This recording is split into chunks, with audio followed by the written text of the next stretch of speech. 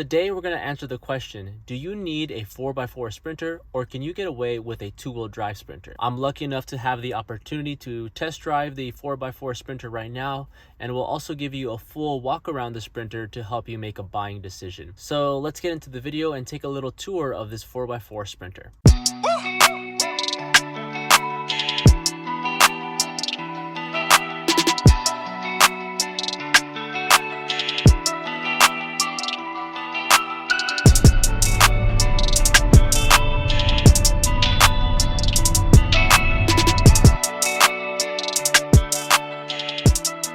So I believe we have the stone gray color here, the 4x4 Sprinter.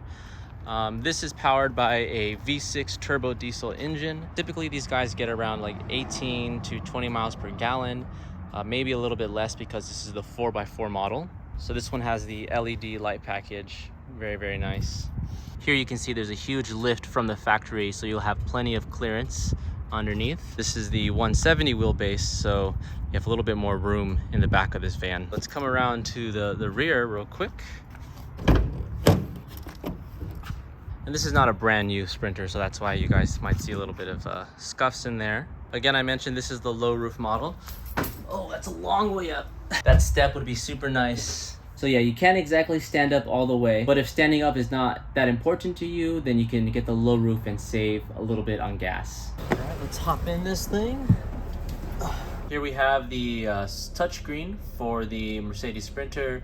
This is the largest one that they have. Very, very nice. You connect your phone and everything to it. The navigation works really well. The touchscreen is very responsive, as you would expect. We're here in Orange County. Okay, Mercedes.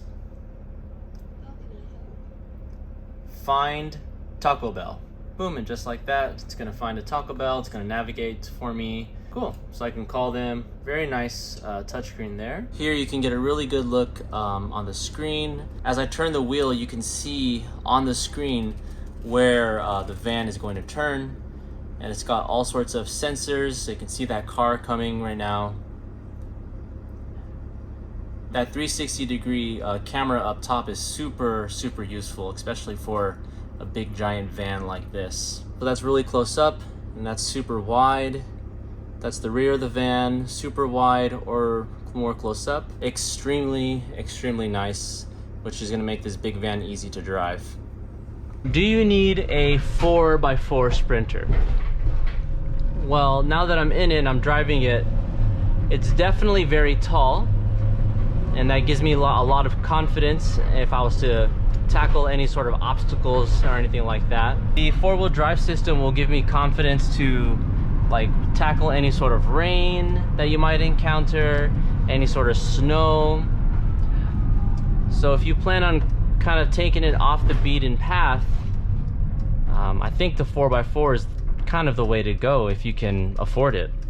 Now I will say that the tires are going to make probably the biggest difference. So if you have some all-terrain tires on your Sprinter, it's definitely going to make a really big difference than if you were just running regular stock tires. The other great thing about the 4x4 is that it is lifted from factory, so you have much more clearance than you would in the standard two-wheel drive variation of the Sprinter without having to make any sort of modifications or anything like that. All right, let's see if we can make it.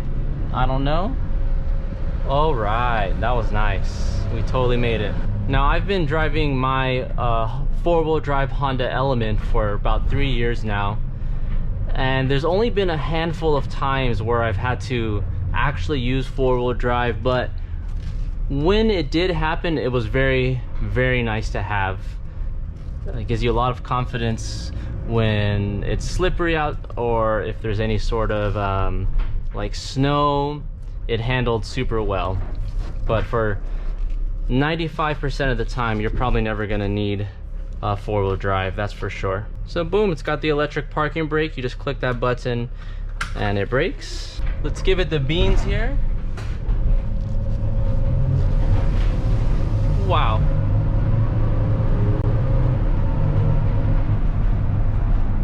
So that's about 60 miles per hour.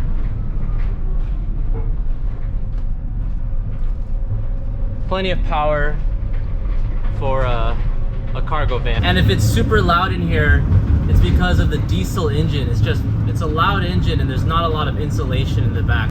But it drives like a dream. Very easy to drive, plenty of visibility up front.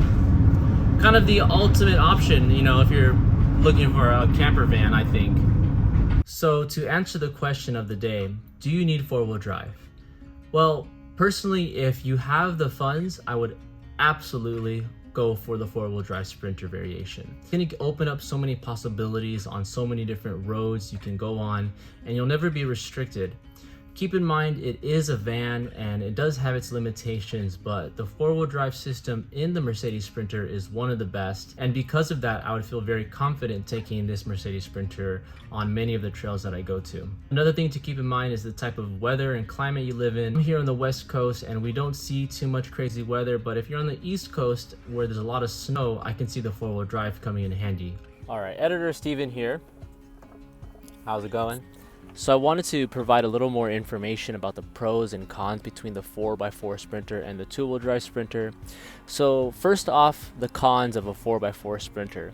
There's going to be initially about a $10,000 markup from a two-wheel drive Sprinter, and right now in 2021 it's super hard to find them, and if you plan to buy directly from the dealership, expect to pay a huge markup because they're that hard to find that dealerships are charging upwards of $5,000 to $10,000 over MSRP just to simply own a 4x4 Sprinter. One of the huge pros about the 4x4 Sprinter that not a lot of people talk about is the resale value. If and when you do sell your 4x4 Sprinter van, expect to get a lot more money for it than you would a two-wheel drive Sprinter. I mentioned it already, but the factory lift is going to be a huge pro for the 4x4 Sprinter.